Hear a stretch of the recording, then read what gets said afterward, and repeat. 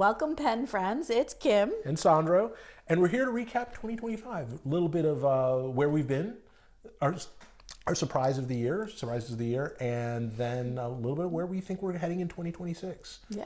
So it's New Year's Eve, and we are here to go over some pens. So I think Kim's starting off with where you been? Where'd you start the year? Yeah. So I started the year expanding my vintage collection, and I got this tiny Astoria pen. It caught my eye at the Baltimore Pen Show, and at first I just thought it was an Art Deco pen, but as I turned it around, or if you can see, there's a spider on the end of it, and so it is as tiny as can be, and it's fully functional. Osmond made sure that it writes, and it really, I think, personifies part of my collection because I love tiny pens and I love vintage, and this was just as darling as can be. And so that's where I sort of started my year. What about you? Well, I mean, first of all, I started my year like most of my years. I wasn't the pen collector in the family, right? I go to pen shows mostly for the social aspects afterwards, but my pen collection has always been sort of these pens that I acquired for whatever reason. So, I think the Lamy Safari, literally we were at Pen Boutique and Aurora had, this is a 2016 Lamy Safari in dark lilac, and Aurora had one. And I saw it, and I was like, oh, that's a great pen. And they had just gone out of stock. And I managed to pick one up on eBay for pretty much the same as retail price. And so this is, this was sort of the story of my pen collecting, if you called it collecting. It was, I won't call it intentional. It was sort of, I saw something that was cool and interesting and I picked it up. And, often they were relatively inexpensive. Yep. And they all write okay. The Lamy's a little frustrating because it dries out if you don't use it. And I don't use my pens as often as I'd like. So, but I wasn't collecting. So, the story of her year starting, the story of my year starting overlap because she said she got this pen in Baltimore. But let's be clear, this is your birthday gift. That was my birthday gift for 2025. It was a big year for birthdays. It was a landmark year. It was a landmark year for anniversary also. And this was actually my gift to you for your birthday. So, when you say you got it, I want to say that that is true. I should give credit where credit is due. I saw it. I told you about it. I was like, I can't get it. You went to Osmond, worked and this it out. is totally not actually what happened. Okay. Like there's this huge dispute of what happened because the way I remember it, I went to Osmond and I said, Osmond, what do you have that she's going to want? And he showed me this, and I'm like, great, okay, so, and I think he showed it to you because we were trying to figure out if you really wanted it or not. Or maybe, I don't remember, I took you over to show it to you, or there was a moment where I knew you were getting this, or I suspected you were getting this, and I had arranged it with Osmond, and we were just trying to figure out if it was actually going to happen. And my recollection is that I walked past Osmond, and I was like, no, you're not getting me again. And he had this box, and he's like, but come here, something I have to see. And he took out this box that was tattered and wrapped with rubber bands, and he goes, jingle, jangle, jingle, jangle, like a little drug dealer. And I was like, what could be possibly in that box? Jingle, jangle. And he takes it off and he unceremoniously drops it on the table, and out comes a dozen tiny fountain pens. And they're all, many of them. I'm 90% sure that's Philly, but look. Anyway, he dumped all of that, and I couldn't decide. And then when I saw this one, I just turned it over, and as soon as I saw the spider, I was like, yeah, but see, I'm done. What I'm telling you is, I think what you've got half the story because I had already been conspiring with Osmond to figure out what your and look, maybe the whole point was we were trying to figure out which one of them was going to be the one that was your gift, maybe. But I was already conspiring with Osmond, I think, before you I think I got to Osmond before you did. Because I think I was trying to get to Osmond before you did. Maybe that's why he knew he had to tempt me. Anyway. Yeah, well, I think he was going to tempt you no matter what. But always fun. Anyway, so that was where I started the year. Well, and so, and like I said, I wasn't really collecting. And so I think, the thing that changed for me was we were at DC, the DC Pen Show in August. And so this is where my collecting journey took a right-hand turn in the middle of 2025. And maybe this is my surprise in 2025 was I became, I'd been a pen acquirer and I hadn't been trying to collect pens. And this pen sort of snuck up on me in DC. And so I've got a very dirty nib here. But I'll give you some paper. yeah, so this is my shown design, Monoc Evo.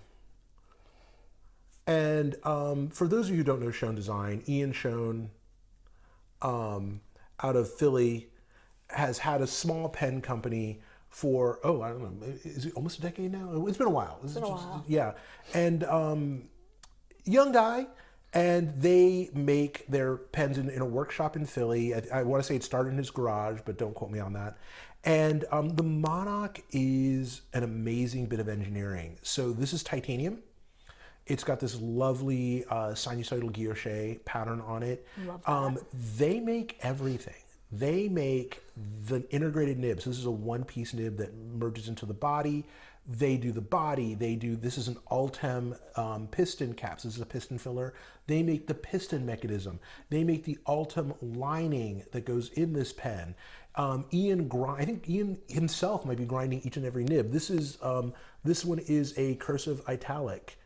And It's a beautiful work of engineering. Cursive italic, and it on the reverse it has a little bit of a bold architect grind, and so this is it's amazing bit of engineering, and it is shockingly expensive. Yeah. I spent You saw it in DC. I saw it in DC. This was more expensive than my entire pen collection times 3, probably. Okay, times 2. Maybe. No, absolutely, absolutely. Because up until this, my most expensive pen was a gifted Mont Blanc that basically I got for being a groomsman in a very, very posh wedding in the 90s. And so this is by far and away more money than I thought I would ever put into a pen, and certainly more than I ever intended to spend. I remember you seeing it in DC, and you couldn't stop thinking about it. Yeah, and so at Empire Pen Show in New York in October, I went straight to Ian's table, and it was like the first half hour of the show. You were like done. Yeah, I was just deciding which nib I wanted. Yep. It was because there's 3 nibs. There's the fine, the medium, and the cursive italic. And this was a change in my thinking in my head, and so I went from sort of just acquiring pens to sort of I didn't think about fountain pens or pens in general until I walked by one, or I picked up one of yours or somebody else's at a show, and I used it. So I could be led to a pen, but I never walked away and thought about pens. This is the first pen I thought about when I wasn't in front of it. You didn't really seek them out. I was, in fact, I wasn't. I'd go to the show and I wouldn't go to the tables. Right. Because I just wasn't looking for a pen. Right. And so, people could introduce me to a pen and I might think, oh, that's great, I'll pick one up. But I wasn't seeking out pens. And so this was the first pen where I switched to, I was researching it, I was thinking about it. It became part of what I was doing. And so that for me was maybe the big change in 2025. So before that, I was just sort of acquiring things, that were introduced to me or cool looking.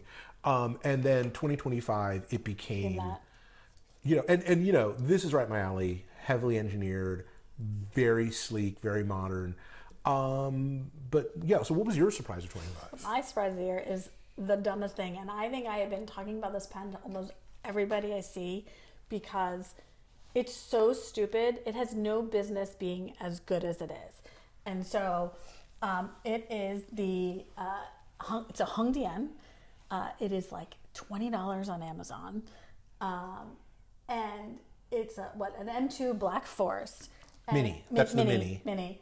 And, my daughter found one on the free table. Share the love table. Share the wealth table in DC. And, I picked it up and I wrote with it and I was like, are you kidding me? It writes so smoothly. It's got a reasonable ink capacity in it. And when I saw how much it was, I sort of had to compare it to the Quaco Sport. And so if you look at the Quaco Sport, Let me do this. Sorry, side by, you can move the paper out of the way. If you compare them side by side, they're almost the same size. They're just shy. They're basically nearly identical. There's just a hair difference between the length of these two pens. But the Quaco doesn't come with a converter, right? The Hongdian comes with a converter and the clip. And this pen, I inked it around Halloween because it was orange, right? I got the orange because I was like, I'm gonna get one. I liked the orange color. I carried it around for a good chunk of the fall semester, but I then like tucked it away. And I think today I took it out. It's probably been a month and a half since I wrote with it. Still writes, doesn't dry out. And so, you know, if you're thinking about the Quaco Sport and that price point's a little bit too high because they run now like between almost like $100. Maybe you can get it less. Well, than this that. is the aluminum. This is the aluminum one. But yeah, if you're looking at the aluminum Quaco Sport, I mean, even if you're looking at the plastic aluminum Sport, this for the value, because it comes with a converter, because it comes with a clip, I mean, this thing is indestructible. It was in my pocket. And to the point where like I showed it to you, and then you wound up. No. So, okay, that's where the narrative is wrong. So she loves getting our timetables wrong. So You wound up with one. This is her 2025. This is my 2024. And two, I paid. So what honked me off? The thing that was sort of irksome for me is I bought this either early in 2025 or late in 2024 on Amazon because it's a great pocket pen. This is actually my second gray one, but yeah, I have two gray ones actually because my first one got scratched up and I liked it so much. I got one to sort of keep at my desk and have it be a little neater, and then one to live in my bag because it got banged up a little. I mean, yeah. But so I've had this one for over a year, and then our daughter finds hers on the Share the Love table, and then you found one on the Share the Love table, and so these. So I pay for this one. They come home with these. From like they go to DC or Baltimore or whatever, and they come home with these, and they haven't spent any money yet. So I'm already kind of annoyed at them. And then you bought this one, right? And not to be outdone, I then on Amazon discovered they have an actual brass one, and this one is distinctly heavier than the others are all aluminum. Ones. Yeah, these are all aluminum. This one is brass, not solid brass. I think that clip might even be brass. But this is this one's heavier than the others, a little more unwieldy to use, but and it's coated so it's not going to patina the way it is. So if you want it to patina, you're going to have to do something about the coating, and then you've got the raw metal issues. But so this is currently the collection in our family. Yeah. And I don't want this to turn into like we own all the colors, but we're slowly moving that way. Well, I think that I may return mine to the Share the Wealth table. So that would be the brown one. Or maybe if somebody comments and says they would love this, maybe we'll arrange to see if we can pass it on to somebody who sees this video. Right. But yeah, so it was definitely the surprise for me, and I can't like had I gone back, as much as I love my Quaco Sport. And the violet is definitely one of my favorite colors. I don't think I could justify the price difference. And you're doing things like you're trying to convince me to buy the matte black one because I do love my matte black pens. Right. And let me tell you, like looking at them here, like I could see adding a matte black, and then there's you were talking about the lavender. I mean, the converter for the Quaco is $10. Right, and these are only 20. It's a 20 with the converter. Like I just and that's the current price. I think I paid 12 or 15 last year for this one. I think I paid 17 for this one. So the prices have ticked up a little bit in the last few months, so they're not quite as good a deal as they were last year, but they're still a very good deal in fountain pens. And the nib is great. Like they write really well. Yep. They're really consistent. Have you done a writing sample? Why don't you do a writing sample with? Yeah. So I got you have the pen. You have the pad of paper. I do have the pad of paper here. So this is you can go ahead. So I whoops, that's gonna annoy you. So yeah, that's it. The video's over. Okay. I actually got what do they call us? The long blade, long knife blade. I wrote it down someplace. It's fine. I'll adjust it later. I'll put it on the screen later. I think it's the long knife blade, or maybe I've got that wrong. But what's nice is that, it can get pretty thick, but I can reverse with it to get a little bit finer. I can adjust my angle to make it finer or wider, depending on what I want. So I just find that it's a really, like I can write more vertical to get that fine line, or I can write more horizontal to get a bold. So it's in my pocket. I have it.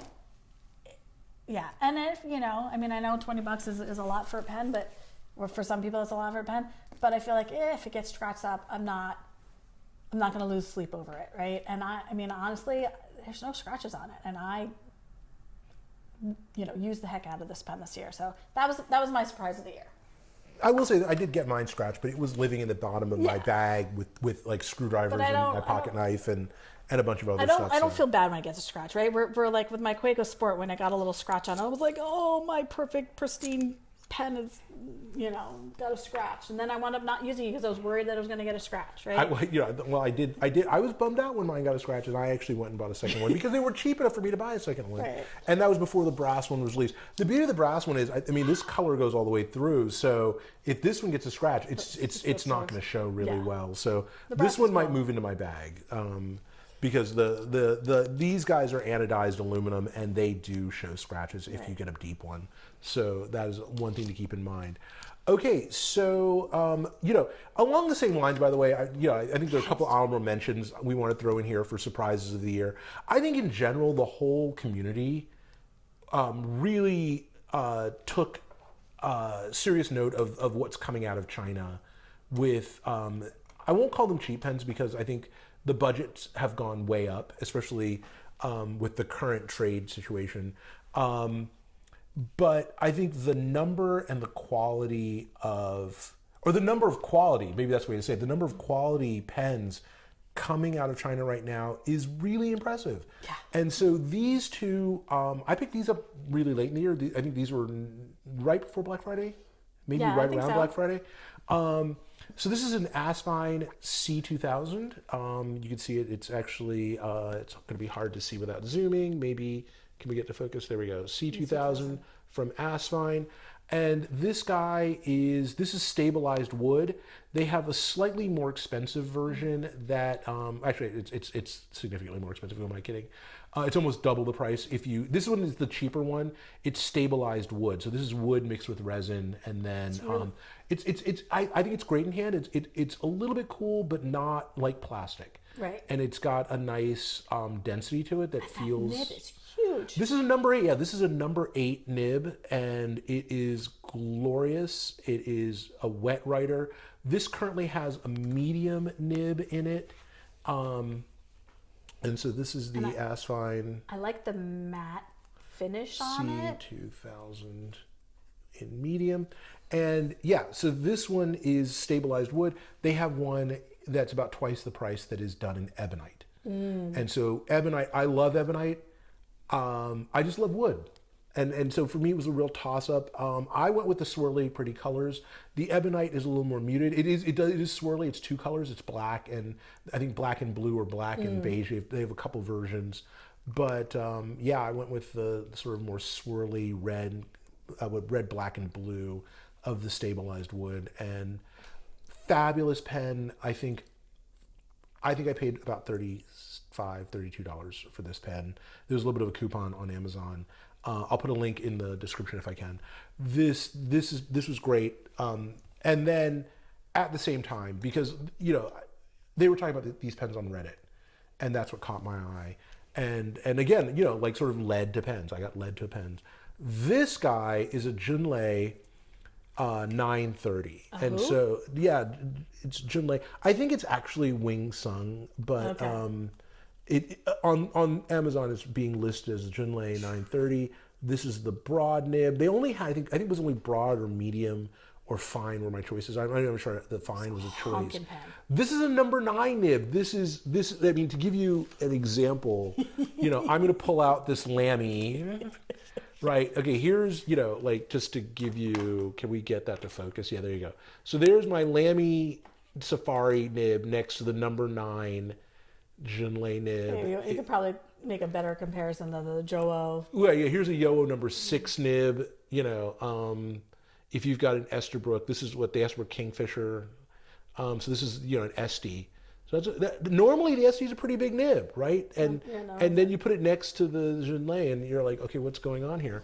And if we compare it to the Hongdian that we the Hongdian's tiny. Yeah, I mean this is like a number 5 size nib, so this thing is, or maybe it's even a number, maybe it's not even a number 5 nib on the a little more clear, but yeah, so that's. There's like 2 extremes, right? 2 extremes, yeah, but it's like a pocket pen to like monster pen. Yeah, so the Asvine is a this Asvine is a cartridge converter, right? So that the C in the C2000 means that it's going to have a converter in it, and so if we open this guy up, we've got a standard converter in there, and so this is, I mean, $30-something. It's not an awful deal. I mean.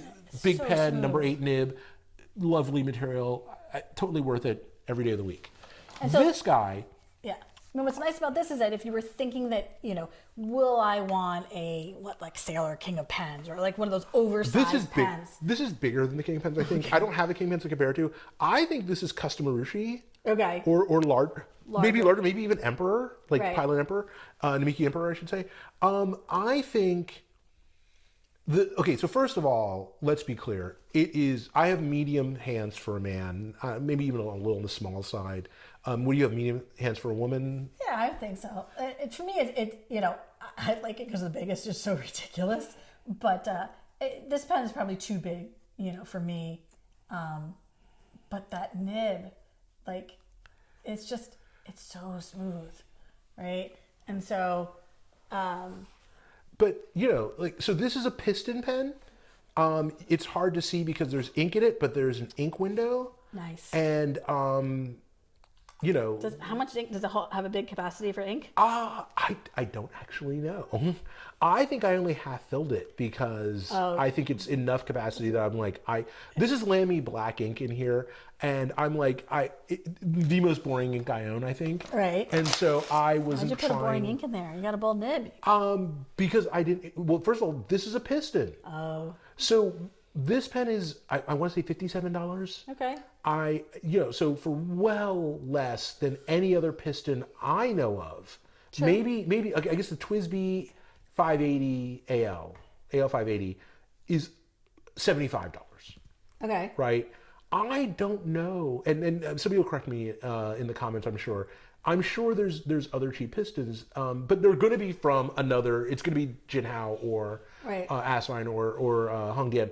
Or when you talk about a piston fill, I'll tell you what, a piston fill with a number 9 nib for under $100. Yeah. I don't know of another one. So it's a good, like, if you want to try this size pen. No. You know what? Yes. Okay. Look, if you are considering a $1,600 pen, right, in a giant size, and you want to experiment before that, sure. But if you want a glorious pen, forget upgrading. Forget upgrading. This is a glorious pen. I got it in bold partly because they didn't have a stub. Okay. And I thought, I'm going to get a grind on it. Right. And I'm going to do the crazy thing of putting a probably $80 grind on a $57 pen. Okay. That's probably what's going to happen here. I'm thinking oblique of some sort, but yeah, either an oblique or maybe, I don't think I'll do an architect. I think this is just not the right pen for an architect to grind.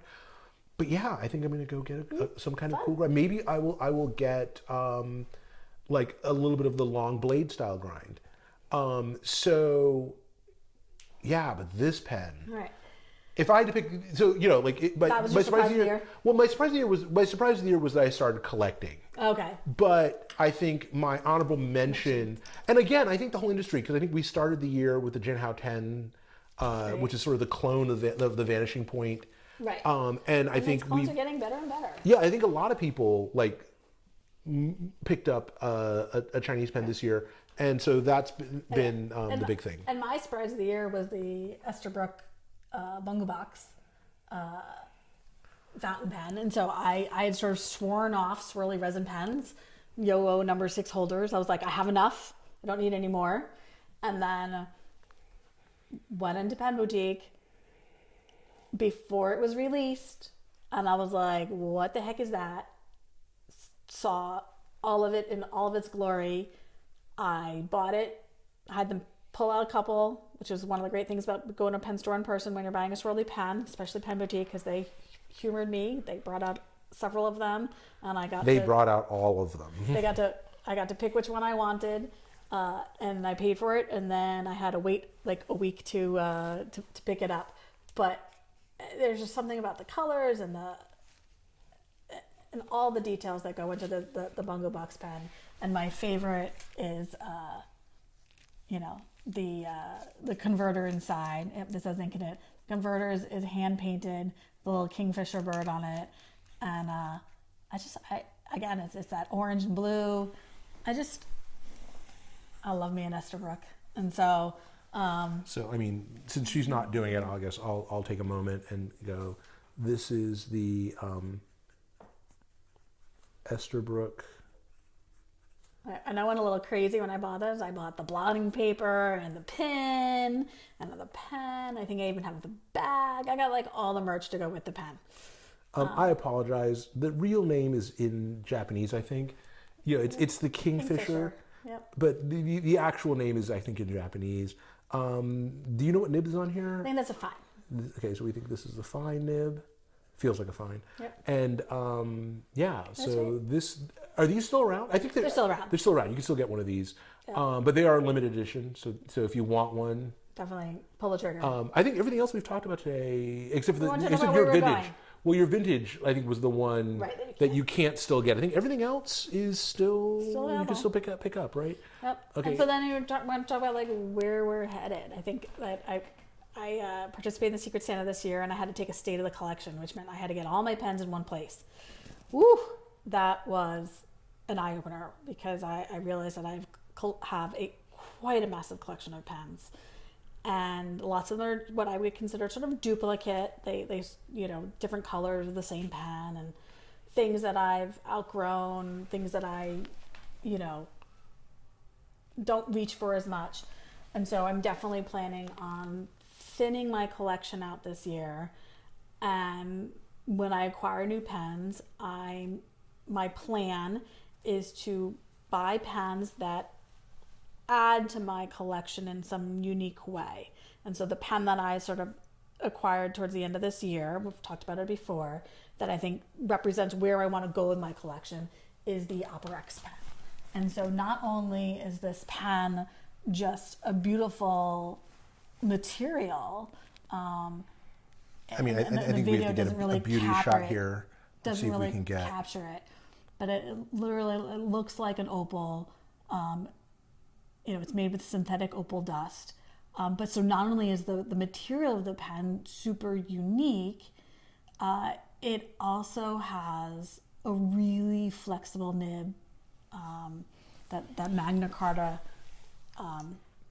nib. And so for me, it's not just about. So not all Magna Cartas come with this. I think the 600 and the 650 are available with the TrueFlex nib. Right.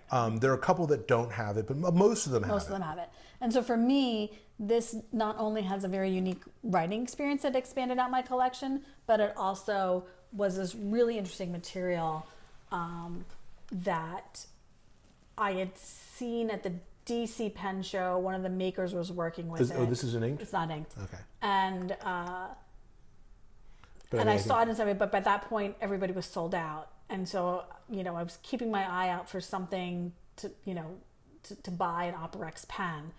And then when I saw this one, it had been sold out, but then Goldspot got more in. And I was like, that's it, I'm done. Yeah, So, I think this is their 2025 special. I don't know if it's a special edition or a limited edition. I know they had some before Christmas.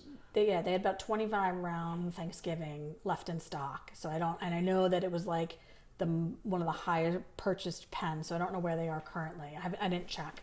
Yeah, I mean, But, I think their goal was to keep them in stock through 2025. I don't know that they're going to get a restock anymore. But this is the pen that every pen gathering that I brought it to, whether, anytime I've had it on me and been around other pen people, I take it out and show people. and the instant reaction is, oh my God, that's so much more gorgeous in person. I'm ordering one now. I was on the fence, and literally I think that maybe there's been 5 or 6 people that have just stopped, and I've watched them on their phone pull the trigger just by seeing this pen. Yeah, and I mean, part of it's the light. I mean, like, I think what you're not seeing is you're not seeing the inner reflection, the chatoyance of the material on video. Yeah. And yeah, you know, I had to learn that word just for pens. I didn't know what chatoyance was before I started. But I didn't know it before September, frankly. It's got the vibrant opal. And for me, like, I remember as a kid seeing opals at the gemstone and always wanting one. I know that I have an opal necklace and I love wearing it. And to me, to sort of have that, I'm not going to be able to say that word in a pen. It's really just, it's special. And so for me, that's where my collection, I think, is going, is focusing on unique materials, unique writing experiences, that add, you know, something to my collection, not just getting another pretty sparkly swirly pen. You know, it's going to be a sort of a one in, one out. Pretty swirly. Okay, it's pretty, it's swirly, yes. But it also has a flex. It also has a very unique writing experience.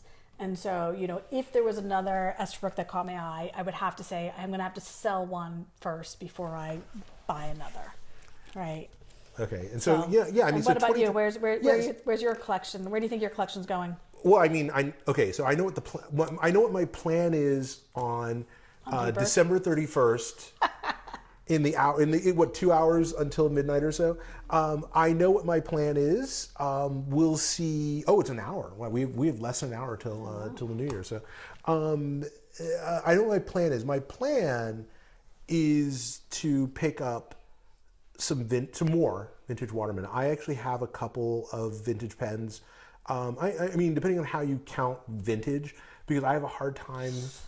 One of my vintage pens, and again, vintage pens, is a 1990s or late 80s, early 90s Waterman exclusive. I didn't bring it for this.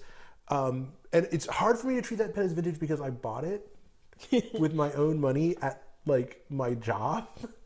I don't know if it was a job I had in high school and into college. And yeah, I went to Bertram's Inkwell, which just celebrated their 40th anniversary. And so this would have been back around their 10th anniversary. I bought that pen in store with my own cash. And so it's really hard for me to think of that pen as vintage. But I have one of those. I have this Waterman Commando, which has a semi-flex nib. So this is a Waterman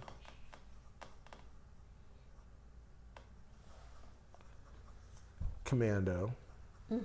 And this pen is from the 1940s.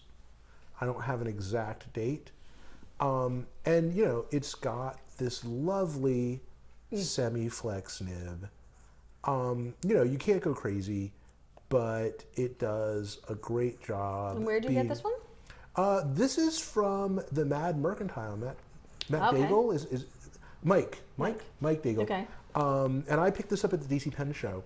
And truth be told, this is actually not from 2025. This is actually from before that. Okay. But yeah, I decided that I'm going to focus a little bit on vintage Watermans, especially in the brown and wood and tortoiseshell colorways. So the blacks and the other colors less so.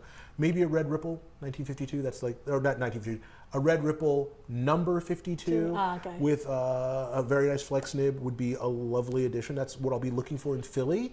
Yes. Just about less than 2 weeks away now.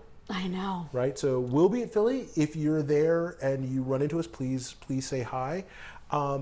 Yeah, so I think you're expanding out of the vintage niche. I'm just stepping my foot into the vintage niche. Really. I'll always have a soft spot for vintage pens. I think there's so many pens out there that have unique stories, unique purposes, and I really gravitate to those. I mean, a lot of my vintage pens are from that sweet spot 1920s. They're like the jewelry, the detail on them is amazing. They're like almost pieces of jewelry. And so I always will have and I will always gravitate towards those 1920s vintage pens. But and while I love having them in my collection, I don't use them, and I do feel like pens should be written with. And so I like acquiring vintage pens, but then I always feel guilty using them. In fact, I have one in my collection that I didn't realize had never been inked. It didn't even have a sack. I bought it. I had asked them to sack it. I dipped it. And then I found out later that it was like this super rare pen. And none of them had been sacked. And, I'm honored to have it in my collection, but I do feel like a twinge of guilt, like that I've inked it. And so. But they're meant to be written. They're meant to be written with, but apparently this one was not. So anyway, Happy New Year, everybody. Looking forward to Philly Pen Show and ultimately Baltimore also. And if you enjoyed this, like and subscribe. And we'll see you guys around.